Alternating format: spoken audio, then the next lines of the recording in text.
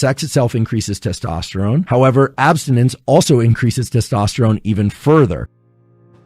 It's important to note that there's a huge range in terms of the levels of hormones, testosterone and estrogen, between individuals. And it actually occurs within individuals across the lifespan. Testosterone will fluctuate across the lifespan. Testosterone is going to be relatively low pre-puberty in males. During puberty, it's going to skyrocket. And then current numbers are that it drops off at about a rate of 1% per year. Although we're going to talk about some data that show that there's actually tremendous variation in testosterone levels. There's actually a lot of examples of men in their 90s who still have testosterone levels that mimic pubertal levels, which is remarkable and speaks to the huge variation in testosterone levels across individuals. Competition is a powerful influence on the sex steroid hormones, and the sex steroid hormones powerfully influence competition. So most people don't realize this, but most males of a given mammalian species never get to reproduce. In fact, they never even get to have sex at all. And we don't often think about that, but testosterone plays a powerful role in determining which members of a given species will get to reproduce, which ones of that species will actually get access to females. And so here I'm not talking about humans specifically, but it's well known in species like elephant seals, in species like antlered animals and rams, for instance, that the higher levels of testosterone correlate with access to females. Now, one interpretation of this is that the females are detecting which males have high testosterone and selecting them. But it's actually more so that the males that have higher testosterone forage further and will fight harder for the females. And this is really interesting because there's very good evidence now that testosterone can reduce anxiety, promote novelty seeking, and promote competitive interactions. Testosterone has this incredible effect of making effort feel good. But what I was really referring to is the fact that testosterone lowers stress and anxiety, in particular in males of a given species. Now, this is important because we often think of testosterone as creating whatever, masculinization, or it's, virilization, or all these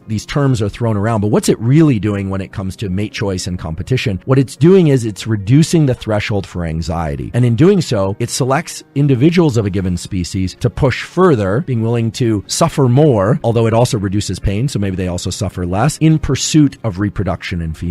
Now, it's well known in humans that both males and females who have elevated levels of testosterone will engage in more novelty seeking. And I do want to point out that even individuals without testes have testosterone, and peaks in testosterone have similar effects regardless of whether or not someone has ovaries or testes. Testosterone increases generally lead to more foraging, more novelty seeking, increases in libido, and increases in desire to mate. So it is the case that increases in testosterone promote competitive and foraging type behaviors in humans and in non-human mammals. It's also true that competition itself can increase androgens such as testosterone. Some people have come to the conclusion that if you win, your testosterone goes up, and if you lose, your testosterone goes down. And to some extent that's true, but that's not a direct effect on the gonads. That's actually mediated by the neuromodulator dopamine. Dopamine and testosterone have a remarkable interplay in the body. Dopamine is actually released in the brain in ways that has the pituitary, this gland that sits over the roof of your mouth, release certain hormones that then go on to promote the release of more testosterone. And indeed, winning promotes more dopamine and later more testosterone. However, in the short term, just competing increases testosterone independent of whether or not you win or lose. And this may be an ancient mechanism whereby androgens such as testosterone are feeding back to encourage more competitive type behaviors, because every species, whether or not you're talking about reproduction or other resource allocation, is involved in competition. Not every individual of a species gets access to the same number of mates or the same quality of mates. And this is true in both directions for males and females and everything in between. There's a particular phase of the menstrual cycle where testosterone peaks just before ovulation that on average leads female humans to seek out sex more than they would otherwise during their cycle. So testosterone promotes sex-seeking behavior. And the real question then is, does sex itself promote testosterone? The short version is yes. Sex has multiple stages. So there's the physical act of sex, there's the seeking of sex, and then there's orgasm and ejaculation. It's important to distinguish between these because whether or not sex itself increases testosterone depends on whether or not the male ejaculates. After ejaculation, there's a release of prolactin, and prolactin actually sets the refractory period in males during which he can't have sex again. And the duration of the refractory period will vary tremendously depending on how much and how long that prolactin release occurs. So there are studies showing that sexual behavior itself can increase testosterone. There was a study published in 2011 from Escasa et al. These are quality studies showing that men who observe sex, so I guess this would be observing pornography, will have slight increases in testosterone during the observation. They had increases in testosterone that were very modest, of about 10%. Whereas when people participated in sex, they actually did this study where people had blood draws and they